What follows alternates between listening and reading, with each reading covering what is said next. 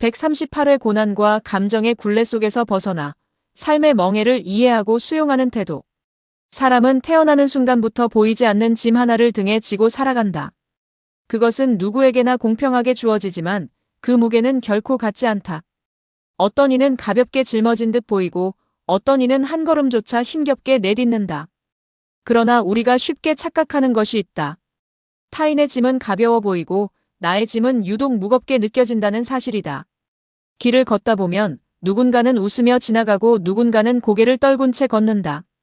우리는 종종 웃는 사람을 보며 저 사람은 참 편안한 삶을 사는구나 라고 생각한다. 그러나 그 웃음 뒤에 어떤 눈물이 숨어 있는지는 쉽게 알 수 없다. 인간은 타인의 고통을 깊이 들여다보지 못하는 존재이기 때문이다. 철학자 에픽테토스는 말했다. 우리를 괴롭히는 것은 사건이 아니라 그것을 바라보는 우리의 생각이다. 이 말은 단순한 위로가 아니다. 삶의 구조를 꿰뚫는 통찰이다.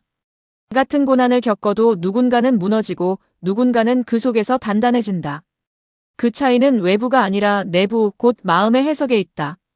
우리는 살아가며 수많은 감정의 굴레를 짊어진다. 시기, 질투, 미움, 욕심, 증오. 이 감정들은 처음에는 작고 사소하게 시작된다. 그러나 마음속에 오래 머무를수록 점점 무거운 사슬이 되어 우리를 붙잡는다.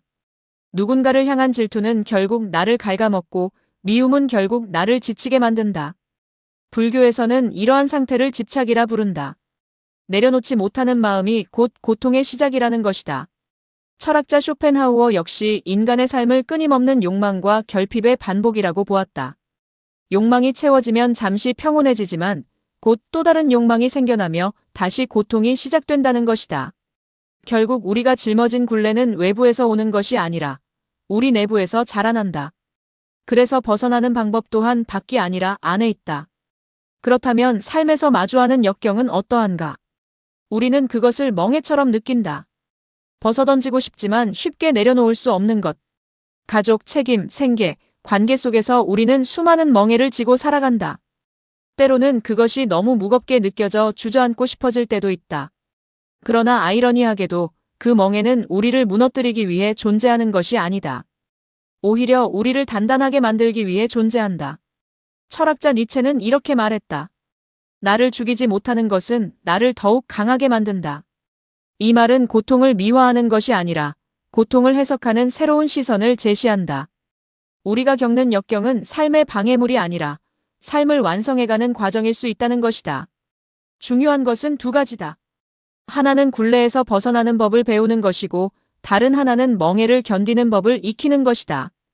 굴레에서 벗어난다는 것은 감정을 없애는 것이 아니다. 그것에 끌려다니지 않는 것이다. 질투가 올라올 때 그것을 인정하되 거기에 머물지 않는 것. 미움이 생길 때 그것을 바라보되 키우지 않는 것. 이것이 바로 자유의 시작이다. 그리고 멍해를 견딘다는 것은 억지로 버티는 것이 아니다. 그것을 이해하는 것이다. 왜 이 상황이 나에게 왔는지, 이 경험이 나에게 무엇을 남기는지. 그렇게 바라보는 순간 멍해는 더 이상 짐이 아니라 의미가 된다. 삶은 결코 고난이 없는 상태가 아니다. 오히려 고난과 함께 흘러가는 강과 같다. 중요한 것은 그 강을 어떻게 건너느냐이다. 물살을 원망하며 서 있을 것인가, 아니면 그 흐름을 읽고 건너갈 것인가. 우리는 모두 각자의 짐을 지고 살아간다. 그리고 그 짐은 결코 가볍지 않다. 그러나 그 무게에 짓눌릴 것인지, 그 무게를 통해 성장할 것인지는 결국 우리의 선택이다.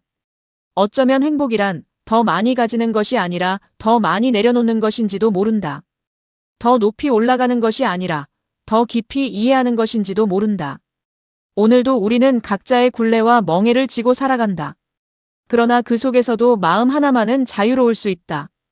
그리고 그 자유는 누군가가 주는 것이 아니라 우리가 스스로 만들어가는 것이다. 삶의 고통은 사라지지 않지만 그것을 바라보는 시선이 바뀌면 우리는 자유로워진다. 이재윤 생각.